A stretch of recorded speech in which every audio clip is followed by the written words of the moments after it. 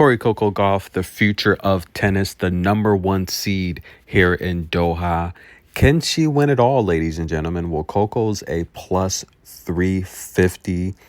Those are the odds for her to win it, while Iga Swiatek is plus 175. Now, Iga has to worry about Jelena Ostapenko and her draw. That's going to be pretty tough, but it's always good to see Coco at least the #2 seed, because what does that mean? That means that Iga and Coco can meet in the championship, and that's going to be popcorn worthy.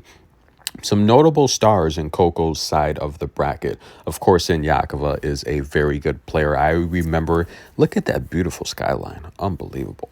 But I can remember when Katerina she was the #1 seed in some of these 250 tournaments. So, very good player. Buskova, Danielle Collins, Anastasia Pavlyuchenkova, Marketa Vondrousova, Emma Navarro, Leylah Fernandez. These are some of the players that could Qinwen Zheng that could possibly meet Coco Gauff, as well as Elena Rybakina. Now, Coco Gauff, guys, you know what? Why don't we do a fun prop?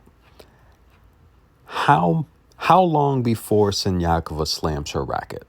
We're going to do over 1 set or under 1 set. How long? How long before she just snaps and goes completely nutty? And when I talk about players that lose their composure, they lose their control, they just can't help themselves. I put Katerina in that category with Anastasia Potapova, Jelena Ostapenko, where, look, they can't control themselves. They are just natural competitors. They're so good that when things aren't going their way, they just snap. Right now, early on, Coco down. That's right, 30-40. But one thing I notice about Coco is she's starting to develop that eye of the tiger. All the great players and all the great teams have it. For example, the Golden State Warriors a couple years back, when they were just winning all those titles, they could be down 10 points. But watching them play, you knew it was no big deal. Why? Because if they're down 10 points, that's 4 3-pointers between Klay Thompson and Steph Curry. And then they're back in the lead, just like that. Ashley Barty a few years ago, she'd lose the first set, she'd get broken, just look at her racket, check the strings, with her little glaring eyes. And then before you know it, she's back up. Brad Gilbert's doing some amazing things with Coco Gauff. And the things that I've noticed, when she was working with Rebus and Brad was kind of like a part-time coach, I noticed that Coco was a lot more aggressive, right? Now with Brad, I'm seeing that they're focusing more on the serve, trying to put opponents on the back foot early, serve speed. There's a lot more power there. She's bulked up to kind of complement that.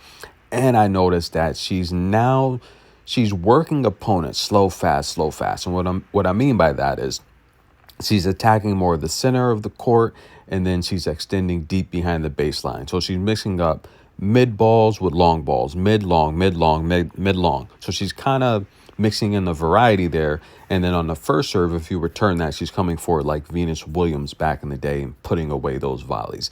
So she's working on changing the pace against her opponents, and a lot of people haven't been able to keep up, as so far she's 10-1 on the year. So good job, Brad. We are holding you accountable, Mr. Gilbert. It's your duty to make sure Coco wins at least 35 Grand Slams. So that's your responsibility. But early on, Coco's in trouble, guys. Broken to start this match. Do we have an official upset alert? Stay tuned.